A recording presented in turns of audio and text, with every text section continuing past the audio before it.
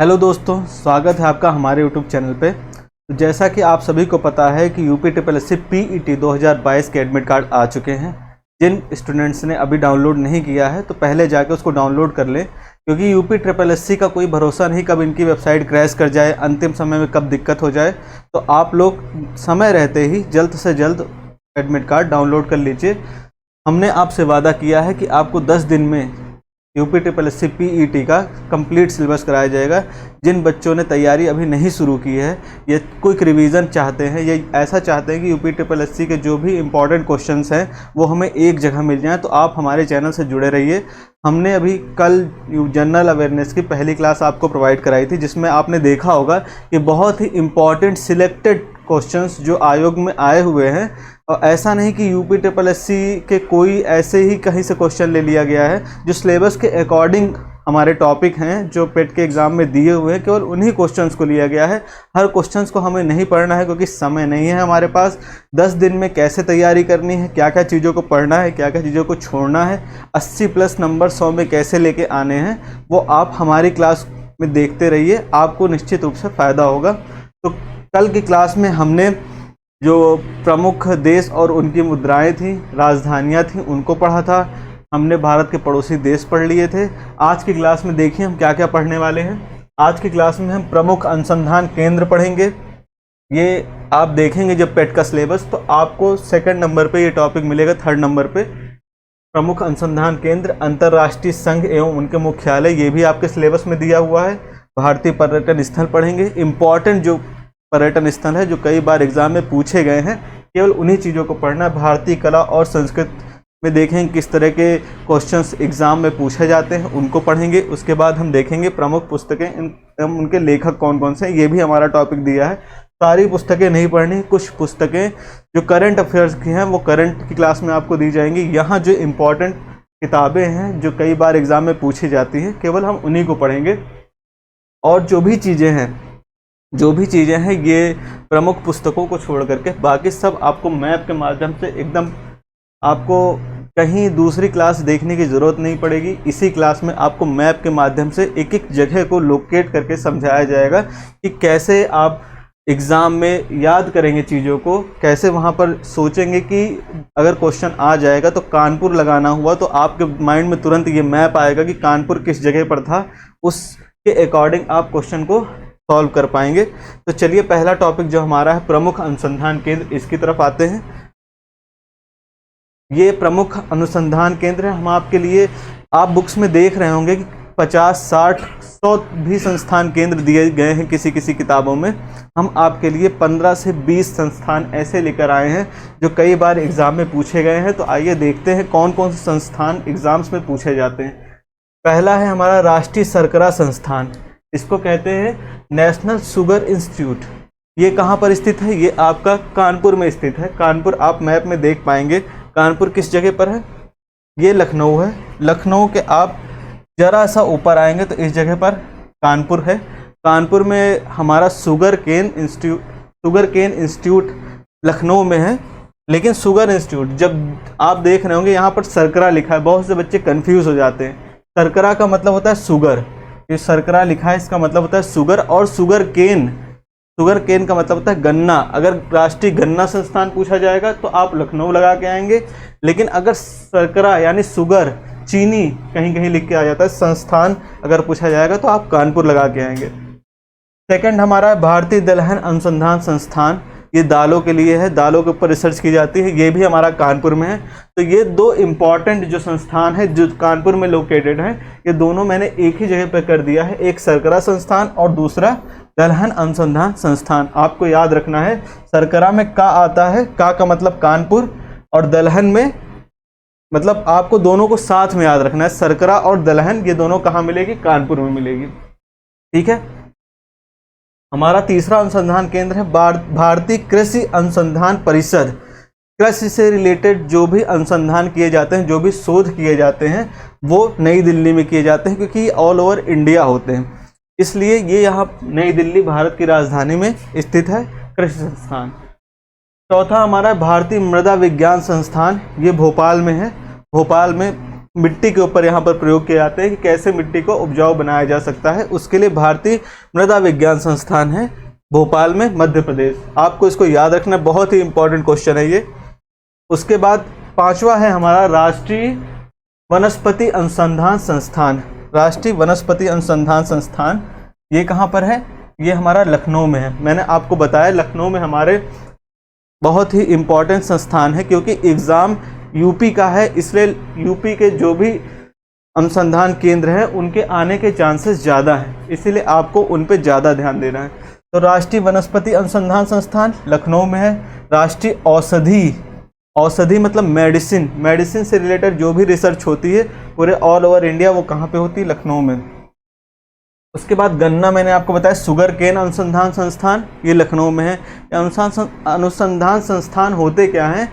ये जो भी रिसर्च की जाती है, जैसे ये गन्ना अनुसंधान है तो गन्ने के ऊपर जो भी रिसर्च की जाएगी, कैसे किस वैरायटी का गन्ना हम उपयोग में ला सकते हैं जिसमें ज़्यादा क्वांटिटी में हमें गन्ने की फसल प्राप्त हो, किसानों को फ़ायदा हो, तो उसके लिए जो भी रिसर्च की जाएगी वो उसके अनुसंधान संस्थान में की जाएगी, जैसे यहाँ लखनऊ में की जाएगी। ठीक है, अगला देखते हैं 8वां नंबर भारतीय पेट्रोलियम संस्थान। पेट्रोलियम से रिलेटेड जो भी रिसर्च होगी वो देहरादून में होगी।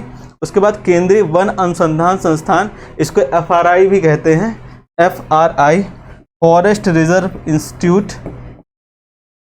रिजर्व इंस्टीट्यूट, ये कहाँ पर है? देहरादून में स्थित है। ठीक है, क्लियर हो रहा होगा, समझ पा रहे होंगे।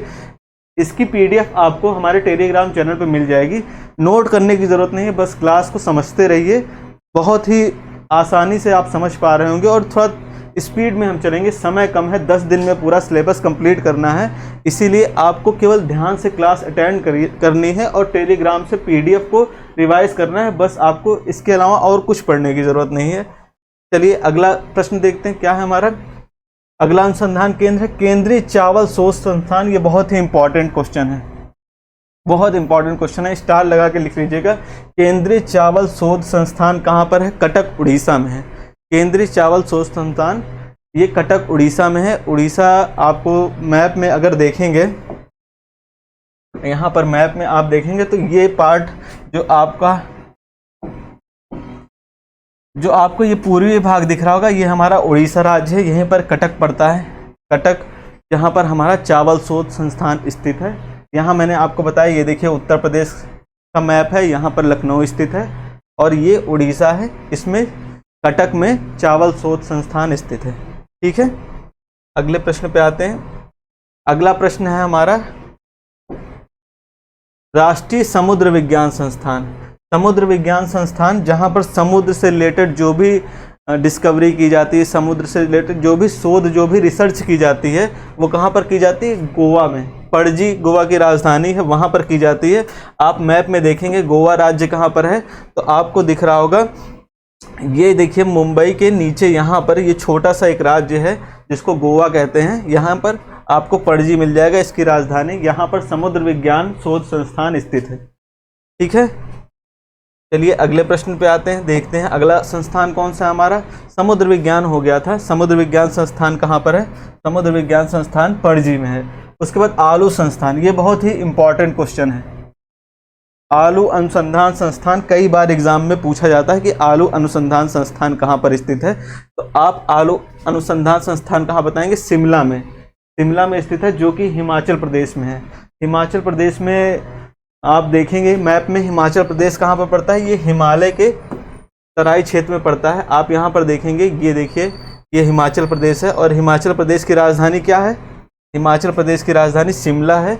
और आप देख पा रहे होंगे कि ये यहाँ पर हिमाचल प्रदेश है और इसकी राजधानी में आलू अनुसंधान केंद्र स्थित है। साथ में याद करते चलना है, बहुत ही इंपॉर्टेंट प्रश्न है आलू अनुसंधान केंद्र। इसके बाद आप देख रहे होंगे राष्ट्रीय डेयरी अनुसंधान संस्थान। तो आप जानते हैं डेयरी का मतलब होता है कि दूध से रिलेटेड जो भी प्रोडक्ट है उनके ऊपर जो रिसर्च की जाती है वो डेयरी अनुसंधान संस्थान में की जाती है। और डेयरी दूध से का नाम जब भी लेते हैं, दूध की पैदावार, दूध मिट्टी के लोग हरियाणा के होते हैं। कहाँ के? हरियाणा के। तो ये करनाल हरियाणा में इसके शोध संस्थान स्थित है। डेयरी अनुसंधान संस्थान कहाँ पर स्थित है? करनाल हरियाणा में स्थित है। उसके बाद आप देख रहे होंगे केंद्रीय तंबाकू अनुसंधान संस्थान, जहां तंबाकू पर शोध कार्य होता है वो राजमुंदरी। ये भी इम्पॉर्टेंट क्वेश्चन है, कई बार एग्जाम में पूछा गया है कि तंबाकू अनुसंधान संस्थान कहाँ पर स्थित है। राजमुंदरी आंध्र प्रदेश में। ये एपी लिखा हुआ है, एपी का मतलब आंध्र प्रदेश, इसको अरुणाचल प्रदेश मत समझिएगा, ये आंध्र प्रदेश है। उसके बाद देखते हैं हम केंद्रीय खाद्य प्रौद्योगिकी संस्थान। खाद्य प्रौद्योगिकी यानी फूड से रिलेटेड जो भी रिसर्च होती है वो कहाँ पर होती है? मैसूर कर्नाटक में। मैसूर आप देख पा रहे होंगे, टीपू सुल्तान की नगरी मैसूर। मैसूर कहाँ पर है? कर्नाटक। ये देख रहे होंगे आप, गोवा के जस्ट नीचे, गोवा के जस्ट नीचे ये कौन सा राज्य है? कर्नाटक राज्य है। यहीं पर मैसूर है, एक शहर स्थित है जहाँ पर कौन सा शोध संस्थान है? वो खाद्य प्रौद्योगिकी फूड टेक्नोलॉजी का संस्थान स्थित है। कहाँ पर? मैसूर कर्नाटक में। ठीक है, तो ये हमारे 15 अनुसंधान केंद्र हैं। होने को तो 50 और 100 तक भी होते हैं, लेकिन हम आपके लिए जो UPSSC ने पूछे हैं अपने कई सारे एग्ज़ाम्स में, केवल उन्हीं को छांट के लेके आए हैं, जिससे आपको एग्ज़ाम्स में कम समय होने के कारण ज़्यादा पढ़ने में बहुत दिक्कत आ रही होगी। तो आप केवल इन्हीं 15 को पढ़ के जाइए। निश्चित रूप से आपको इनमें से एक प्रश्न जरूर देखने को मिलेगा। आप इन्हीं 15 को याद करके अच्छे से जाइए कि ये 15 में से अगर कोई आ जाए तो वो गलत आपका ना होने पाए। अगला देखते हैं, अगला टॉपिक था हमारा, पहला तो हो गया प्रमुख भारतीय अनुसंधान केंद्र हो गया। दूसरा हमारा है अंतर्राष्ट्रीय संघ एवं उनके मुख्यालय। ये कई सारे एग्जाम्स में पूछा जाता है और बच्चे कई बार इसमें कंफ्यूज रहते हैं और गलत करके आते हैं, क्योंकि वो क्या करते हैं, वो शहर के नाम के हिसाब से याद नहीं रखते, वो संस्थान का नाम याद रखेंगे, उसके बाद उसके मुख्यालय को बार बार रटेंगे। एक ही शहर में कई सारे जो हमारे ऑर्गेनाइजेशन हैं, जो संगठन हैं, उनके मुख्यालय स्थित होते हैं। इसलिए हम आपको शहर के हिसाब से मुख्यालयों के नाम याद करवाएंगे, ना कि पहले मुख्यालय बता के पहले संगठन को बताएं फिर उसके बाद मुख्यालयों को बताएं। ऐसा नहीं करेंगे। आप शहर का नाम याद रखिए और ये सोचिए कि उसमें कौन कौन से मुख्यालय हैं। तो पहला है हमारा पेरिस। पेरिस क्या है? फ्रांस की राजधानी है पेरिस। पेरिस में होने को तो बहुत सारे हैं, लेकिन हम केवल इम्पॉर्टेंट जो क्वेश्चंस हैं जो एग्ज़ाम्स में कई बार पूछे गए हैं, जिनकी प्रोबेबिलिटी ज़्यादा है, प्रायिकता ज़्यादा है एग्ज़ाम में आने की, उन्हीं को हम पढ़ेंगे। तो ये अंतर्राष्ट्रीय ऊर्जा एजेंसी का मुख्यालय पेरिस में है और संयुक्त राष्ट्र शैक्षिक एवं वैज्ञानिक सांस्कृतिक संगठन, जिसको यूनेस्को भी कहते हैं। यूनेस्को साइट्स आपने सुना होगा कि हाल ही में यूनेस्को वर्ल्ड हेरिटेज साइट घोषित की गई है इंडिया में। इस टाइम पे टोटल 40 वर्ल्ड हेरिटेज साइट है। तो आप देख रहे होंगे कि ये जो है, इन दोनों के मुख्यालय कहाँ पर हैं? पेरिस में स्थित है। यूनेस्को का मुख्यालय अगर पूछा जाता है तो पेरिस में स्थित है, और अंतर्राष्ट्रीय ऊर्जा एजेंसी का मुख्यालय पूछा जाता है तो वही पेरिस में स्थित है। यूनेस्को का फुल फॉर्म कई बार पूछा गया है। यूनेस्को का फुल फॉर्म कई बार पूछा गया है, इसलिए आप इसको याद रखेंगे। United Nation Educational Scientific and Cultural Organisation इसका फुल फॉर्म है। इसमें अभी वर्तमान में 40 जो हमारे 40 साइट्स हैं उनको जो है घोषित किया गया है यूनेस्को वर्ल्ड हेरिटेज साइट। ठीक है, जैसा कि हम देख रहे हैं कि हमें केवल क्या पढ़ना है? अंतर्राष्ट्रीय संघ एवं मुख्यालय।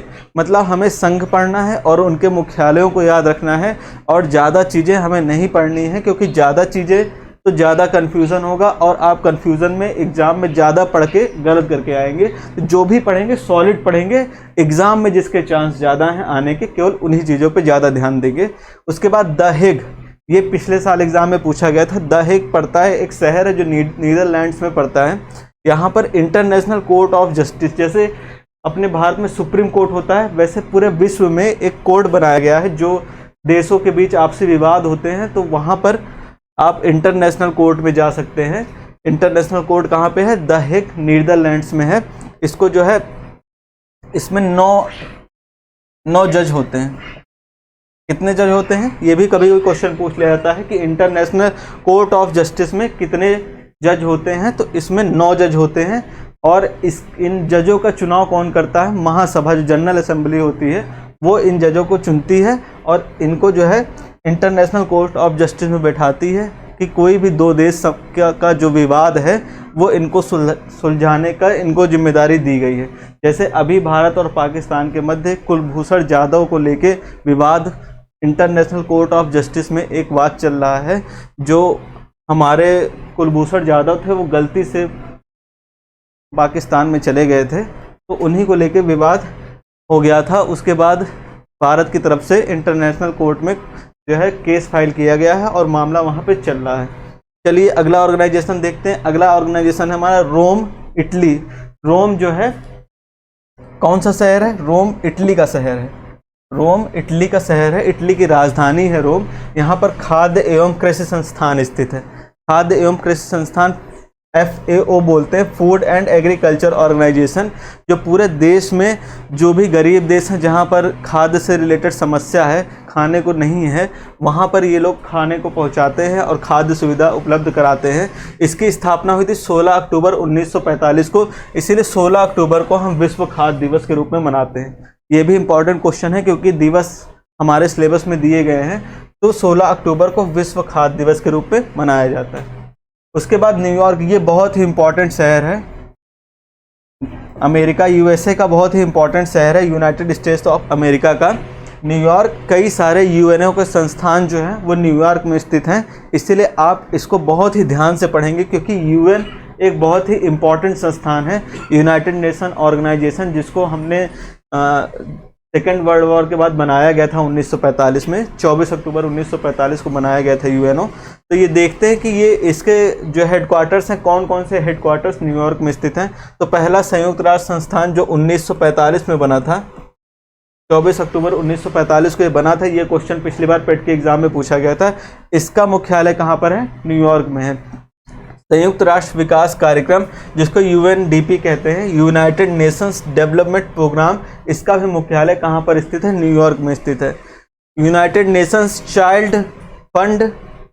चाइल्ड इमरजेंसी फंड जो है, ये कहाँ? यूनिसेफ बोलते हैं, यूनिसेफ का मुख्यालय भी न्यूयॉर्क में स्थित है।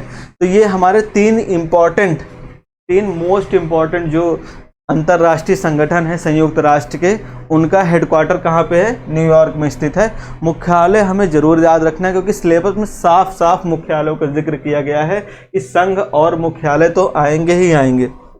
उसके बाद देखते हैं जिनेवा, ये भी बहुत ही इंपॉर्टेंट सिटी है स्विट्जरलैंड की, बहुत ही इंपॉर्टेंट सिटी है स्विट्जरलैंड की।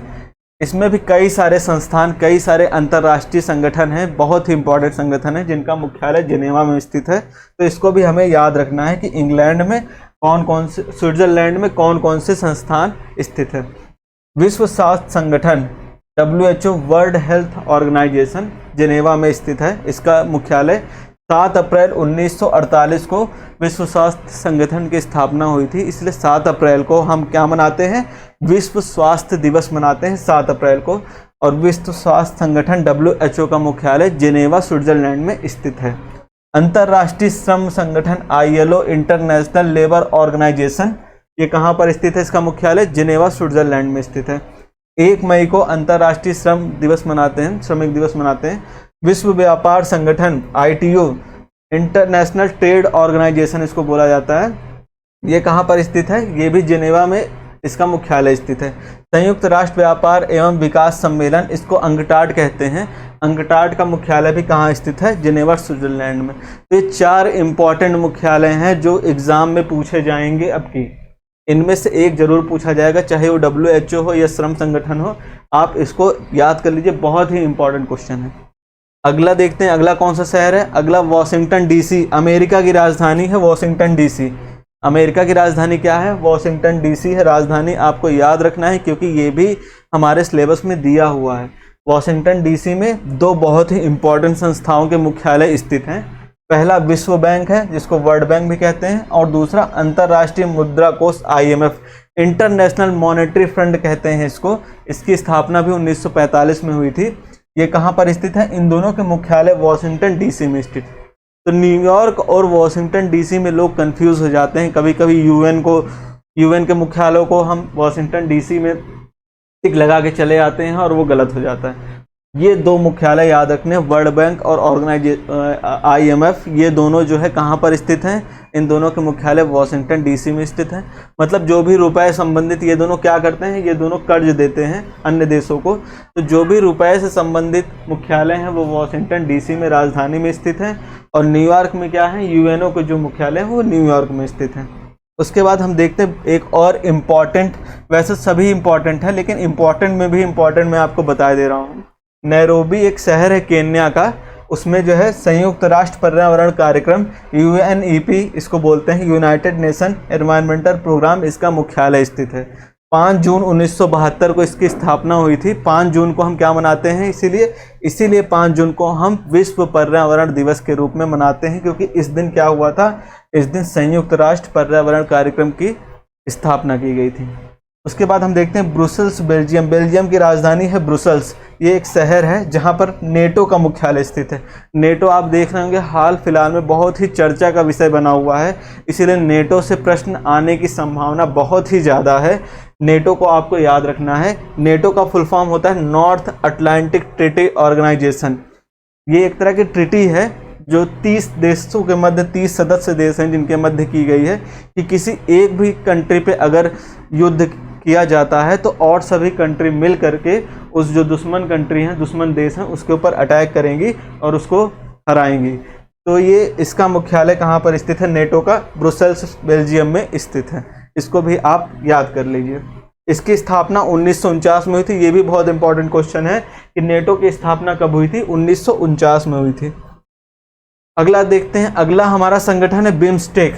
बिम्स्टेक का फुल फॉर्म कभी कभी पूछ लिया जाता है। ये एक इम्पॉर्टेंट हमारा ऑर्गेनाइजेशन है, तो इसका जो है फुल फॉर्म पूछा जाता है। इसका फुल फॉर्म होता है bay of Bengal initiative for multi sectoral technical and economic corporation, इसका फुल फॉर्म होता है। इसमें कौन कौन से सदस्य देश हैं ये पूछा जाता है कि बिम्स्टेक में कौन कौन से देश सदस्य हैं।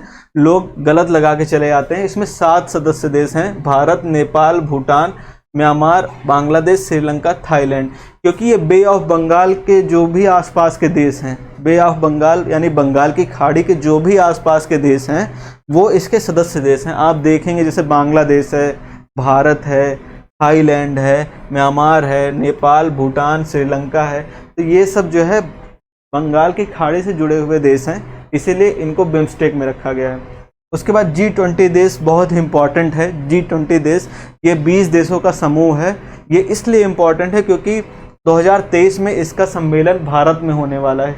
ये भी क्वेश्चन आपका एग्जाम्स में आ सकता है कि 2023 में भारत G20 का होस्टिंग करेगा। क्या करेगा? होस्टिंग मतलब आयोजन। जो भी G20 के जो भी प्रधानमंत्री या इन देशों के जो भी राष्ट्रपति होंगे वो सब कहाँ आएंगे? वो भारत में आएंगे। यहाँ पर सम्मेलन का आयोजन किया जाएगा। और G20 की स्थापना कब हुई थी? 1999 में हुई थी। ये भी इंपॉर्टेंट क्वेश्चन है। ठीक है, समझ में आ रहा होगा। उसके बाद G7 देश देख लेते हैं। मोदी जी अभी यहाँ पर गए थे। G7 का सम्मेलन UK में हुआ था। हालांकि भारत G7 का सदस्य नहीं है, लेकिन इसको एक चीफ गेस्ट के रूप में, गेस्ट कंट्री के रूप में बुलाया गया था, तो भारत भी गया था। भारत की तरफ से प्रधानमंत्री मोदी गए हुए थे। ये 7 देशों का समूह है। पहले ये G8 हुआ करता था, लेकिन जब 2014 में रसिया ने क्रीमिया को कब्जाया तो रसिया को इससे बाहर कर दिया गया था और उसके बाद G7 देश बने थे। 8वां देश जो हमारा रसिया था उसको हटा दिया गया था। 2021 में इसका सम्मेलन कहाँ पे हुआ था? UK में हुआ था। और 2022 में अभी होने वाला है। वो कहाँ होने वाला है? वो जर्मनी में होने वाला है। किस देश में? जर्मनी में। जर्मनी में 2022 में होगा। ठीक है, समझ में आ रहा होगा। अगला मुख्यालय देखते हैं। ये हमारे 11 मुख्यालय थे। आप इन्हीं में से अगर पढ़ के जाएंगे तो गारंटी है आपको एक प्रश्न मुख्यालय का इसी में से मिलेगा। इसीलिए केवल इन 11 मुख्यालयों को आप याद करके जाएंगे और एग्ज़ाम में कोई कन्फ्यूज़न ना रहे। ज़्यादा नहीं पढ़ना है, कम ही पढ़ना है, लेकिन अच्छे से पढ़ना है। अगला टॉपिक मैंने आपको बताया था कि हमारा तीसरा टॉपिक क्या होने वाला है। पहला टॉपिक हमने पढ़ा था अनुसंधान केंद्र के बारे में। दूसरा हमने पढ़ा था अंतर्राष्ट्रीय संगठन और उनके मुख्यालयों के बारे में। तीसरा टॉपिक है हमारा प्रमुख भारतीय पर्यटन स्थल। जो हमारे देश में, भारत में कई सारे पर्यटन स्थल हैं, बाहर से लोग आते हैं घूमने के लिए। तो जो भी पर्यटन स्थल हैं वो कहाँ पर स्थित हैं, उनके बारे में भी एग्ज़ाम्स में पूछा जाता है। और UPSSC ने जिन भी शहरों को पूछा है, जिन भी इमारतों के बारे में पूछा है, उनको आप एक जगह पर देख पा रहे होंगे। ये सभी 15 से लेके 20 कुछ इम्पॉर्टेंट पर्यटन स्थल हैं, जिनको मैं आपको बताऊंगा, किसने बनवाया था ये भी बताऊंगा। तो इन सब को आपको बहुत अच्छे से याद करना है और इन्हीं में से एक क्वेश्चन एग्जाम में ज़रूर पूछा जाएगा। तो आप देख पा रहे होंगे, पहला है हमारा अशोक स्तंभ। अशोक स्तंभ को किसने बनवाया था? अशोक ने बनवाया था। और ये कहाँ पर स्थित है? ये हमारा सारनाथ में स्थित है। कहाँ पर है? सारनाथ में स्थित है। सारनाथ यूपी में आता है। अशोक स्तंभ कहाँ पर है? सारनाथ में। ताजमहल किसने बनवाया था? आप सभी जानते होंगे, प्यार की निशानी ताजमहल, इसको शाहजहां ने बनवाया था। और ये कहाँ पर बनवाया था? आगरा यूपी में बनवाया था। उसके बाद हम देख रहे हैं कि अजंता एलोरा की गुफाएं। अजंता एलोरा की गुफाएं ये कहाँ पर हैं? ये महाराष्ट्र में है। ये किसने बनवाई थी? कई सारे शासकों ने मिलकर अजंता और एलोरा की गुफाओं को बनवाया था। किसी एक को इसका क्रेडिट नहीं दिया जा सकता है, लेकिन जैसे एलोरा की गुफाएं हैं तो ऐसा माना जाता है कि इसका ज़्यादातर भाग राष्ट्रकूटों ने बनवाया था। इसीलिए अगर आ जाए तो आप राष्ट्रकूट पे भी टिक करके आएंगे। तो एलोरा की गुफाएं कहाँ पर हैं? महाराष्ट्र में पड़ती हैं। उसके बाद हम देख पा रहे हैं कि सांची का स्तूप ये अशोक ने बनवाया था। ये कहाँ पर है? विदिशा मध्य प्रदेश में है। भरोत स्तूप ये भी अशोक ने बनवाया था और ये सतना मध्य प्रदेश में स्थित है। ठीक है, ये 5 हमारे पर्यटन स्थल हैं। और देखते हैं हम, छठा है हमारा बीबी का मकबरा। बीबी का मकबरा किसने बनवाया था? औरंगजेब ने बनवाया था। कहाँ पर? औरंगाबाद में। औरंगाबाद महाराष्ट्र में पड़ता है। बीबी का मकबरा किसने बनवाया था? औरंगजेब ने। Gateway of India, gateway of India और इंडिया गेट, ये दो में बच्चे बहुत कंफ्यूज हो जाते हैं। गेटवे ऑफ इंडिया हमारा मुंबई में स्थित है और इंडिया गेट अगर पूछा जाए तो इंडिया गेट कहाँ पर है? नई दिल्ली में स्थित है। ठीक है, उसके बाद आता है अढ़ाई दिन का झोपड़ा। अढ़ाई दिन का झोपड़ा किसने बनवाया था? कुतुबुद्दीन ऐबक ने बनवाया था। कहाँ पर है ये? अजमेर राजस्थान में। अढ़ाई दिन का झोपड़ा, अढ़ाई दिन का झोपड़ा और कुतुब मीनार, ये दोनों कुतुबुद्दीन ऐबक ने बनवाया था। और कुतुब मीनार कहाँ है? आप सभी कमेंट बॉक्स में बताएंगे कि कुतुब मीनार कहाँ पर स्थित है। रानी की वाव, ये पाटन शहर है गुजरात में, वहाँ पर रानी की वाव आप देखेंगे। रानी की वाव नाम की एक जगह है। आप उसका चित्र जो है 100 रुपए की नोट के पीछे आप देखेंगे, जो नई नोट आती है 100 रुपए की, उसके पीछे रानी की वाव का चित्र बना हुआ है। तो ये एक स्थल है। कहाँ पर है? पाटन गुजरात में है। फतेहपुर सीकरी, कई बार क्वेश्चन पूछा जाता है फतेहपुर सीकरी कहाँ है या फतेहपुर सीकरी का निर्माण किसने कराया था। बहुत बार ये बहुत मोस्ट इंपॉर्टेंट क्वेश्चन है, कई बार एग्जाम में पूछा गया है। फतेहपुर सीकरी का निर्माण अकबर ने करवाया था। और कहाँ पर करवाया था? आगरा यूपी में। कहाँ पर? आगरा यूपी में करवाया था। कुतुब मीनार मैंने आपको बताया कुतुबुद्दीन ऐबक ने बनवाई थी। लाल किला शाहजहां ने बनवाया था। जामा मस्जिद भी शाहजहां ने बनवाया था। ये सब कहाँ पर है? ये सब दिल्ली में स्थित है। दिल्ली में होने के कारण ये बहुत ही इंपॉर्टेंट प्रश्न बन जाता है। कुतुब मीनार, लाल किला, हुमायूं का मकबरा, हौज खास, इंडिया गेट, ये सब कहाँ स्थित हैं? ये सब दिल्ली में स्थित है। ठीक है, तो दिल्ली आइए तो इन सब जगह पर जरूर घूमिएगा। बहुत सारी जगह है दिल्ली में घूमने के लिए। ये बहुत ही इंपॉर्टेंट कुछ इमारतें हैं जो दिल्ली में स्थित हैं। अगला देखते हैं, अब मंदिरों की थोड़ा बात कर लेते हैं जो इम्पोर्टेंट मंदिर है। तो स्वर्ण मंदिर सबसे इम्पोर्टेंट मंदिर है। स्वर्ण मंदिर जो अमृतसर पंजाब में स्थित है। कहाँ पर है? अमृतसर पंजाब में। कोणार्क मंदिर, कोणार्क का सूर्य मंदिर भी कहते हैं इसको। कोणार्क मंदिर और जगन्नाथ मंदिर ये दोनों एक ही साथ हैं। ये कहाँ पर है? उड़ीसा में स्थित है। उड़ीसा में कोणार्क मंदिर और जगन्नाथ मंदिर स्थित हैं। डर और वुलर झील ये कहाँ पर है? जम्मू एंड कश्मीर में है। पिछौला झील, पिछौला झील भी बहुत एक सुंदर झील है। ये उदयपुर राजस्थान में स्थित है। कहाँ पर है? उदयपुर राजस्थान। राजस्थान में एक शहर है उदयपुर जहाँ पर पिछौला झील है। और चिल्का झील आप सभी जानते हैं कहाँ पर स्थित है। चिल्का झील उड़ीसा में। कई बार ये क्वेश्चन पूछा गया है कि चिल्का झील कहाँ पर स्थित है। उड़ीसा में स्थित है। ये सबसे बड़ी खारे पानी की झील है चिल्का झील। अगला अब देखिए पर्यटन स्थल हमारे कितने, 17 पर्यटन स्थल को हमने पढ़ा। उम्मीद है कि इन्हीं में से आपको जरूर एक प्रश्न मिलेगा कि कोई भी इनमें से पर्यटन स्थल दे दिया जाएगा और वो पूछा जाएगा कहाँ पर स्थित है। इसलिए आप इसको 1-2 बार रिवाइज करेंगे तुरंत सब चीज़ समझ में आ जाएगी, ज़्यादा पढ़ने की ज़रूरत नहीं है। 3 टॉपिक हमारे हो गए। चौथा टॉपिक हमारा क्या है? चौथा टॉपिक है भारतीय कला एवं संस्कृति।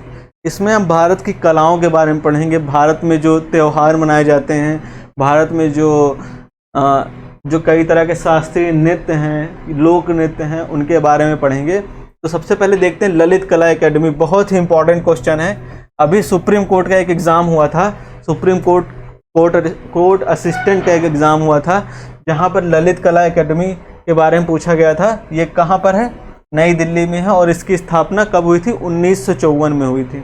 उसके बाद देखते हैं इंदिरा गांधी राष्ट्रीय कला केंद्र। इसकी स्थापना 1985 में हुई थी। कब हुई थी? 1985 में इंदिरा गांधी राष्ट्रीय कला केंद्र की स्थापना हुई थी। ये इंपॉर्टेंट क्वेश्चन है, कई बार पूछा गया। भारत की पहली मूक फिल्म कौन सी? मूक फिल्म मतलब जिसमें कोई आवाज़ नहीं थी, इसमें कोई आवाज़ नहीं थी। ये कौन सी है? राजा हरिश्चंद्र। राजा हरिश्चंद्र जो है, इसमें कोई आवाज़ नहीं थी। ये भारत की पहली मूक फिल्म है, या भारत की पहली फिल्म पूछा जाए तो राजा हरिश्चंद्र। उसके बाद बोलती फिल्म मतलब जिसमें आवाज़ आई। भारत की पहली बोलती फिल्म कौन सी है? वो आलम आरा है। कौन सी है? आलम आरा। और अगर पूछा जाए कि भारत की पहली रंगीन फिल्म कौन सी है, तो आप क्या कहेंगे? किसान कन्या। कौन सी है? किसान कन्या। पंडित बिरजू महाराज के बारे में जानते हैं थोड़ा। पंडित बिरजू महाराज जिनका हाल ही में निधन हुआ है, वो किससे संबंधित है? ऐसा प्रश्न जो है एग्जाम में आता है। तो ये कथक नृत्य से संबंधित है। ये एक नृत्यक थे जो कथक जो शैली होती है, नृत्य शैली, वो किससे संबंधित है? पंडित बिरजू महाराज कथक नृत्य शैली से संबंधित। ठीक है। दो तरह के नृत्य शैलियाँ होती हैं जिनके बारे में आपको बताना चाहूँगा। एक शास्त्रीय नृत्य शैली होती है और दूसरा हमारा लोक नृत्य शैली होती है।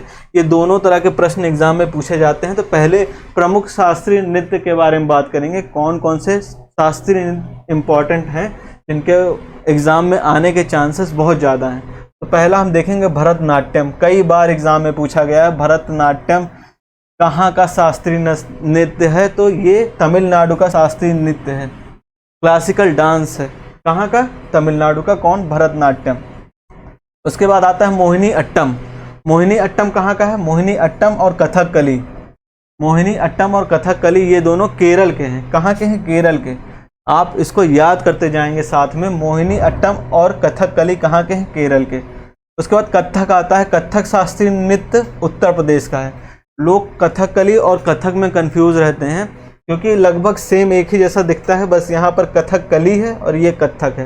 तो जब कथकली आ जाए, ला लास्ट में आप देख रहे होंगे यहाँ ला आएगा, तो केरल लगाएंगे क्योंकि केरल में भी क्या है? लास्ट में ला है। तो आपको कंफ्यूज नहीं होना। अगर ला आएगा, ला कथकली, तो आप केरल लगाएंगे। अगर सिर्फ कथक आएगा तो आप उत्तर प्रदेश लगाएंगे। ठीक है। क्वेश्चन ऐसे बनेगा, कथक किस प्रदेश का शास्त्रीय नृत्य है? या कथक कहाँ का शास्त्रीय नृत्य है? या उत्तर प्रदेश का शास्त्रीय नृत्य कौन सा है? तो आप क्या बताएंगे? कथक। ठीक है। ये हो गया हमारा। कुचिपुड़ी आंध्र प्रदेश का शास्त्रीय नृत्य है। कुचिपुड़ी आंध्र प्रदेश का शास्त्रीय नृत्य है।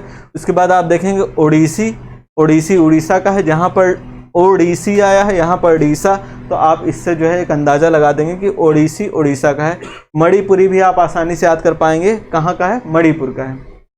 ठीक है। ये हमारे 7 जो है शास्त्रीय नृत्य हैं, क्लासिकल डांस है, जो भारत में अलग अलग जगह पर लोग सीखते हैं और इनको जो है बहुत ही क्लासिक माना जाता है ऐसे डांस शैली को। चलिए कुछ लोक नृत्य की बात कर लेते हैं। प्रमुख लोक नृत्य, क्योंकि उत्तर प्रदेश का एग्ज़ाम है इसलिए उत्तर प्रदेश की जो भी लोक नृत्य हैं वो बहुत ही इंपॉर्टेंट होने वाले हैं। तो उत्तर प्रदेश का शास्त्रीय नृत्य तो मैंने आपको बता दिया कि कथक है। उत्तर प्रदेश का लोक नृत्य कौन सा है? नौटंकी है, चरकुला है, रासलीला है और झूला है। ये 4 लोक नृत्य बहुत ही इम्पॉर्टेंट हैं, कई सारे एग्जाम्स में पूछे गए हैं। तो आप इन सबको याद कर लीजिए। अगर पूछा जाए चरकुला कहाँ का लोक नृत्य है, ऑप्शन में दे देंगे उत्तर प्रदेश, बिहार, पश्चिम बंगाल या राजस्थान, तो आप उत्तर प्रदेश लगाएंगे। ठीक है, समझ में आ रहा होगा। दूसरा है हमारा असम। असम में 2 बहुत ही इम्पॉर्टेंट लोक नृत्य होते हैं, कई बार एग्जाम में पूछे गए हैं। बिहू, बिहू कई बार पूछा जाता है। बिहू तो बहुत ही इम्पॉर्टेंट है। बिहू कहाँ का लोक नृत्य है? असम का। और सतरिया भी इम्पॉर्टेंट है। सतरिया कहाँ का है? ये भी असम का लोक नृत्य है। ठीक है, समझ पा रहे होंगे। तीसरा हमारा अरुणाचल प्रदेश है। अरुणाचल प्रदेश में दो नृत्य होते हैं, मुखौटा नृत्य और याक, दो इंपॉर्टेंट नृत्य हैं अरुणाचल प्रदेश के। गुजरात का डांडिया और गरबा, गुजरात का कौन सा है, डांडिया और गरबा, इसका नाम आपने सुना होगा। बिहार का विदेशिया है, बिहार का कौन सा है, विदेशिया। राज्य तो हमारे बहुत सारे हैं, लेकिन सब राज्यों को नहीं पढ़ेंगे, जो इम्पॉर्टेंट है केवल उन्हीं चीज़ों को पढ़ना है, बाकी चीज़ों को नहीं पढ़ना है। हमें बहुत सारा पढ़ने की ज़रूरत नहीं है, क्योंकि आखिरी का कुछ दिन है, सारा सिलेबस कवर करना है। तो जो भी इम्पॉर्टेंट क्वेश्चंस हैं जो एग्ज़ाम में बार बार पूछे जाते हैं या UPSSC ने पूछे हैं, केवल उन्हीं क्वेश्चंस को हम पढ़ेंगे। उसके बाद देखें कर्नाटक। कर्नाटक का दो लोक नृत्य बहुत ही प्रसिद्ध हैं, एक करगा और दूसरा यक्षगान। दो कर्नाटक के लोक नृत्य हैं, ये दोनों बहुत ही प्रसिद्ध हैं। छत्तीसगढ़ का लोक नृत्य है झूमर और कर्मा। कौन सा, झूमर। लोग झूमर में कंफ्यूज होते हैं, झूमर और घूमर ये अलग अलग हैं। झूमर हमारा छत्तीसगढ़ का है और एक घूमर लोक नृत्य है, घूमर। आप गाना सुने होंगे घूमर घूमर, तो वो कहाँ का है, वो राजस्थान का है। यहाँ पर आप देख रहे होंगे घूमर किसका है, राजस्थान का है। ठीक है, तो छत्तीसगढ़ हो गया। मध्य प्रदेश का देखते हैं बधाई, ये बहुत ही इंपॉर्टेंट, बधाई बार बार पूछा था। बधाई लोक नृत्य कहाँ का है, वो कहाँ का है, मध्य प्रदेश का। बधाई, डोला मारू, ये कहाँ का है, ये दोनों लोक नृत्य मध्य प्रदेश के हैं। महाराष्ट्र का लोक नृत्य नकटा और लावड़ी। लावड़ी कई बार एग्जाम में पूछा गया, लावड़ी कहाँ का नृत्य है, वो महाराष्ट्र का लोक नृत्य है। राजस्थान, राजस्थान में घूमर, 13 ताली और पाबू जी की पाँच, ये तीन लोक नृत्य बहुत ही फेमस है राजस्थान के। तो ये 10 लोक नृत्य थे। 10 लोक नृत्य बहुत ही इंपॉर्टेंट थे। आप इन 10 राज्य के लोक नृत्य जो भी मैंने आपको बताए हैं, आप इन्हीं को पढ़ के अगर एग्जाम में जाते हैं तो इन्हीं में से एक लोक नृत्य आपको जरूर एग्जाम में देखने को मिलेगा। 4 टॉपिक हमारे हो गए हैं। 5वां टॉपिक देखते हैं। 5वां टॉपिक हमारा है, 5वां टॉपिक प्रमुख त्यौहार। जो भी त्यौहार एग्जाम्स में कई बार पूछे जाते हैं, हम उनको अब देखेंगे। कौन कौन से त्यौहार एग्जाम में पूछे गए हैं या पूछे जाने की संभावना ज़्यादा है। UPSSC PET का जो लेवल है, उस लेवल के हिसाब से ये बहुत ही इंपॉर्टेंट क्वेश्चन है। प्रमुख त्यौहार, इनसे ज़रूर एक क्वेश्चन आने के चांसेस हैं। जनरल अवेयरनेस का पार्ट हमारा, जो सामान्य जागरूकता का पार्ट है, वो एग्ज़ाम में 10 नंबर का आता है। 10 नंबर का आता है, और जब आप सिलेबस देखेंगे तो 15 टॉपिक दिए हुए हैं। अगर एक एक टॉपिक भी डिवाइड करते हैं तो लगभग 1 नंबर हर टॉपिक से आना है। तो मेरी ये कोशिश रहेगी कि जो मैं पढ़ा रहा हूँ उन्हीं में से आपको क्वेश्चंस जरूर मिल जाएं। तो प्रमुख त्यौहार देखते हैं। रंगोली और बोहग बिहू। रंगोली और बोहग बिहू बहुत ही इम्पॉर्टेंट ये त्यौहार है। ये कहाँ पर मनाया जाता है, असम में। असम में जो नव वर्ष की जब शुरुआत होती है, जो हमारा हिंदी नव वर्ष होता है, वो उसकी शुरुआत अप्रैल में मानी जाती है। तो वो अप्रैल में नव वर्ष में असम में रंगोली या बोहग बिहू त्यौहार मनाया जाता है। ठीक है, और नव वर्ष में पोंगल त्यौहार ही नव वर्ष में तमिलनाडु में मनाया जाता है। पोंगल त्यौहार कहाँ मनाया जाता है, तमिलनाडु में। ओणम, ये दोनों बहुत ही इंपॉर्टेंट, पोंगल और ओणम। पोंगल मनाया जाता है तमिलनाडु में, ओणम मनाया जाता है केरल में। ये दोनों बहुत ही इंपॉर्टेंट त्यौहार हैं जो नव वर्ष में मनाए जाते हैं।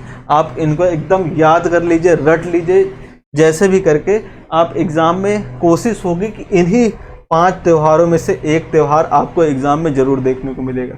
वैसाखी उत्सव कहाँ मनाया जाता है, पंजाब में मनाया जाता है। ये भी अप्रैल के महीने में मनाया जाता है वैसाखी उत्सव। मकर संक्रांति उत्तर भारत में मनाई जाती है। आप सभी जानते होंगे उत्तर भारत में 14 या 15 जनवरी को मकर संक्रांति मनाई जाती है। तो ये कुछ प्रमुख त्यौहार हैं जिनको एकदम याद कर लेना है आपको। अब हमारा लास्ट टॉपिक जो है वो क्या है, प्रमुख पुस्तकें एवं उनके लेखक। अभी तक हमने क्या क्या पढ़ लिया है, एक बार रिवाइज कर लेते हैं। हमने प्रमुख अनुसंधान केंद्रों को पढ़ लिया है, हमने प्रमुख अंतर्राष्ट्रीय संगठन एवं उनके मुख्यालयों को पढ़ लिया है, हमने प्रमुख पर्यटन स्थलों को पढ़ लिया है, हमने कला एवं भारतीय कला एवं संस्कृति को पढ़ लिया है, और प्रमुख त्यौहार को हमने पढ़ लिया है। अब हमारे प्रमुख पुस्तकें और उनके लेखकों की बारी है। कई बार एग्ज़ाम में लेखक क्वेश्चन पूछ ले जाते हैं और हमें नहीं पता होता है कि उनके लेखक कौन हैं। बहुत ही आसानी से समझ रहे होंगे। गोल से आप याद कर पा रहे होंगे कि गोल क्या होता है। गोल फुटबॉल, हॉकी, इन्हीं सब में गोल किया जाता है। तो गोल को मेजर ध्यानचंद से याद करेंगे। मेजर ध्यानचंद जो है ये हॉकी के बहुत ही प्रसिद्ध खिलाड़ी हैं। इन्हीं की एक किताब है गोल। और मेजर ध्यानचंद जी के नाम से 29 अगस्त को राष्ट्रीय खेल दिवस भी मनाते हैं हम लोग। तो ये इसलिए बहुत इम्पोर्टेंट हैं। इनकी जो है रचना, पुस्तक इनकी याद कर लीजिएगा। गोल किसकी है? मेजर ध्यानचंद की। The Race of My Life किसकी है? मिल्खा सिंह की। रेस से आप याद करेंगे, रेस का मतलब क्या है? दौड़ का मतलब जो एथलीट होगा या दौड़ में बहुत अच्छा होगा उसी की किताब होगी The Race of My Life. दौड़ने में सबसे एक्सपर्ट कौन है? Milkha Singh.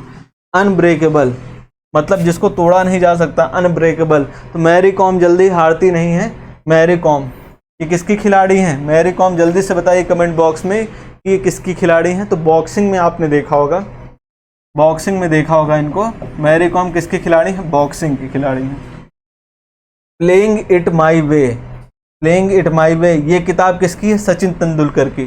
Playing it my वे ये किताब सचिन तेंदुलकर की है। The Test of My Life किसकी है? युवराज सिंह की। युवराज सिंह को आप जानते हैं कैंसर हो गया था, तो उसी के बाद उन्होंने एक किताब लिखी थी The Test of My Life, मतलब मेरे जीवन के जो भी टेस्ट हैं वो इस किताब में उन्होंने अपनी पूरी जर्नी के बारे में बताया है। तो युवराज सिंह की कौन सी है? The Test of My Life. उसके बाद ये बहुत ही इम्पोर्टेंट किताब है महात्मा गांधी जी की, बहुत ही प्रसिद्ध किताब है, कई बार एग्जाम से पूछी गई है। माई एक्सपेरिमेंट विथ ट्रुथ, सत्य के साथ मेरे प्रयोग, हिंदी में कहते हैं। कभी कभी हिंदी में नहीं लिखता है, इंग्लिश में ही दे दिया जाता है। इंग्लिश में दे देगा और हिंदी में भी इंग्लिश में ही लिखा होगा, तो इसीलिए आपको इंग्लिश में ही याद करना ज़रूरी है। ये किसकी है? सत्य के साथ मेरे प्रयोग। या हिंद स्वराज एक किताब है, वो किसकी है? महात्मा गांधी की है। The brief history of time ये किसकी है? स्टीफन हॉकिंस की। ये भी बहुत ही इंपॉर्टेंट किताब है। जितनी भी बुक है वो बहुत ही इंपॉर्टेंट होने वाली है आपके एग्ज़ाम के पॉइंट ऑफ व्यू से देखा जाए। विंग्स ऑफ फायर मतलब अग्नि की उड़ान कहते हैं हिंदी में। ये किसकी है? डॉक्टर APJ अब्दुल कलाम की किताब है और अरुण तिवारी जी की। अरुण तिवारी जी ने इसको लिखा था और APJ अब्दुल कलाम ने बोला था, इसलिए दोनों का नाम याद रखना बहुत ही इंपॉर्टेंट है। आनंद मठ किसकी किताब है? बंकिम चंद्र चटर्जी की किताब है आनंद मठ। आप जानते हैं वंदे मातरम जो हमारा राष्ट्रीय गीत है वो आनंद मठ से ही लिया गया है। उसके बाद देखते हैं द प्रॉब्लम ऑफ रूपी, ये BR अम्बेडकर, भीमराव अम्बेडकर जी की किताब है। कौन सी? द प्रॉब्लम ऑफ रूपी। ठीक है, समझ रहे होंगे। चलिए आगे देखते हैं कौन सी किताब हमारे लिए इम्पोर्टेंट है। इंडिया विंस फ्रीडम ये किसकी है? मौलाना आज़ाद की किताब है। किसकी किताब है? मौलाना आज़ाद की किताब है। मौलाना आज़ाद कौन थे? मौलाना आज़ाद हमारे पहले शिक्षा मंत्री थे, मौलाना आज़ाद जी। इंडिया डिवाइडेड किसकी है? डॉक्टर राजेंद्र प्रसाद की। ये हमारे फर्स्ट जो राष्ट्रपति थे वो कौन है? Doctor Rajendra Prasad. Unhappy India Lala Lajpat Rai ji की है, अनहैप्पी इंडिया।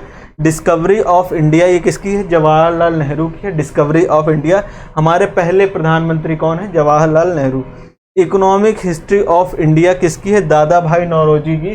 दादा भाई नौरोजी को grand old man of India भी कहते हैं। इन्होंने धन निष्कासन का सिद्धांत दिया था, इसीलिए इनको grand old man of India भी कहते हैं।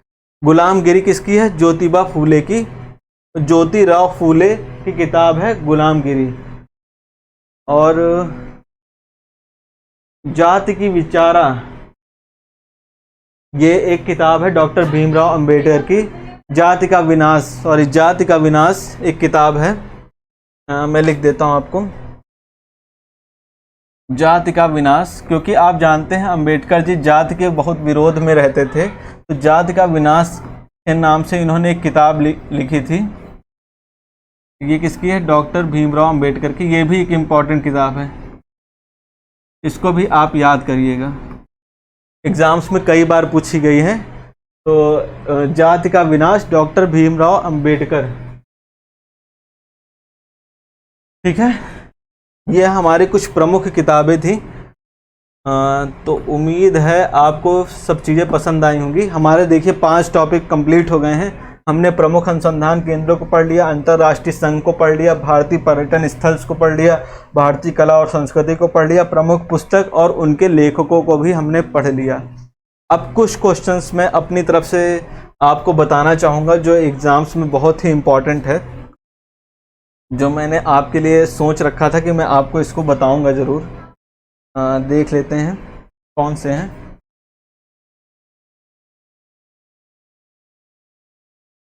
इसरो के बारे में आपने सुना होगा।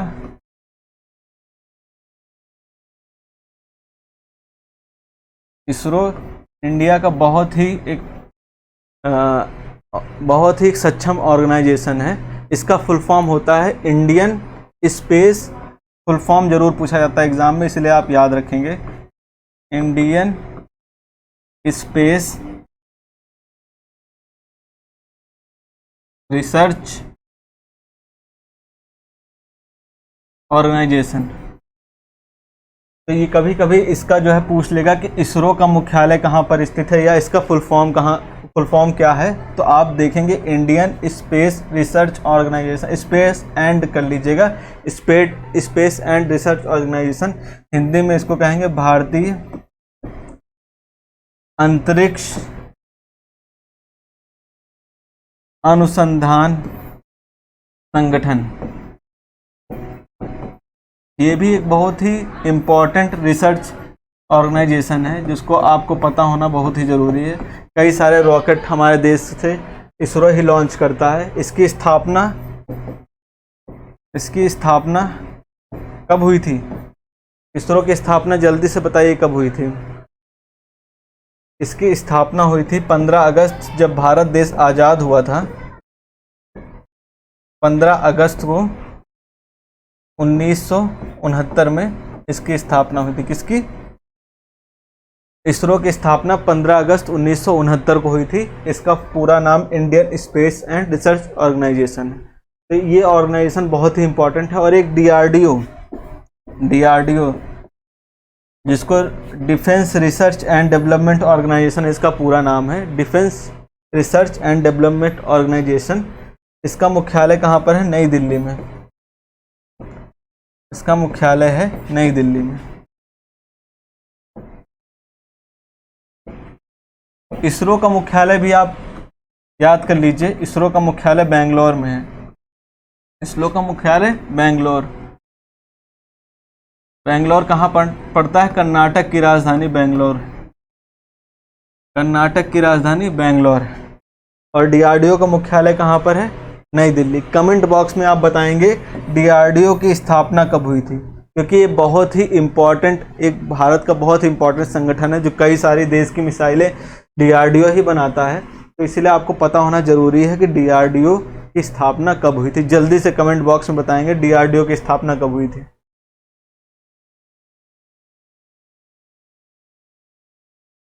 डीआरडीओ की स्थापना 1958 में नई दिल्ली में हुई थी। ठीक है। और एक अंतर्राष्ट्रीय संगठन है, बहुत ही इंपॉर्टेंट एक अंतर्राष्ट्रीय संगठन है जिसके बारे में मैं आपको बताना चाहूँगा। अंतर्राष्ट्रीय सौर संगठन, क्योंकि इसका मुख्यालय भारत में है इसीलिए बहुत ही इंपॉर्टेंट है।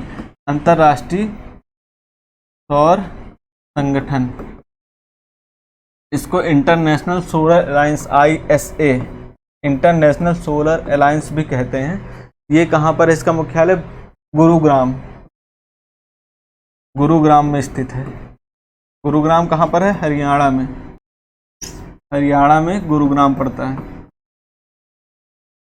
इसका मुख्यालय हरियाणा में स्थित है। और इसकी स्थापना, अंतर्राष्ट्रीय सौर संगठन इंटरनेशनल सोलर अलायंस की स्थापना कब हुई थी? 2015 में हुई थी। ये 3 फैक्ट बहुत ही इम्पॉर्टेंट है, इनको आप याद कर लीजिएगा। अंतर्राष्ट्रीय सौर संगठन का मुख्यालय कहाँ पर है? गुरुग्राम में, और स्थापना 2015 में हुई थी। तो आप देख रहे होंगे कि आपके जनरल अवेयरनेस के अधिकतर जो भी विषय दिए हुए थे, जो भी टॉपिक्स दिए हुए थे, उनको हमने कवर कर लिया है। कुछ टॉपिक जैसे खेल से संबंधित थे तो आपके करंट अफेयर्स में आते हैं, उनको आपको करंट अफेयर्स की क्लास में कराया जाएगा। कुछ टॉपिक पॉलिटी से रिलेटेड थे, जैसे भारत के राज्य और उनकी लोकसभा राज्यसभा के बारे में टॉपिक था, तो उसको भी आपको पॉलिटी में करवाया जाएगा। बाकी जो चीज़ें स्टैटिक जीके थी, जो आपके जनरल अवेयरनेस की चीज़ें थी, वो आपको मैंने करा दी हैं, कोई भी टॉपिक छोड़ा नहीं है। जितने भी इम्पॉर्टेंट क्वेश्चंस बन सकते हैं यूपी ट्रिपल एससी के एग्ज़ाम में, वो सबको आपको करा दिए गए हैं। तो पार्ट 1 और पार्ट 2, जनरल अवेयरनेस का पार्ट 1 पार्ट 2, आपको 2 भागों में आपको पूरी जनरल अवेयरनेस की जितने भी टॉपिक हैं आपको कवर करा दिए गए हैं। अगर आपने पार्ट 1 नहीं देखा है तो उसका लिंक हम डिस्क्रिप्शन बॉक्स में आपको प्रोवाइड करा देंगे। आप हमारे टेलीग्राम्स पे जुड़ जाइए। टेलीग्राम ग्रुप पर हम जो हमारी PDF होगी उसको प्रोवाइड कराएंगे। तो जनरल अवेयरनेस की क्लास आज ख़त्म होती है। मिलते हैं आपसे अगले वीडियो में, तब तक के लिए नमस्कार।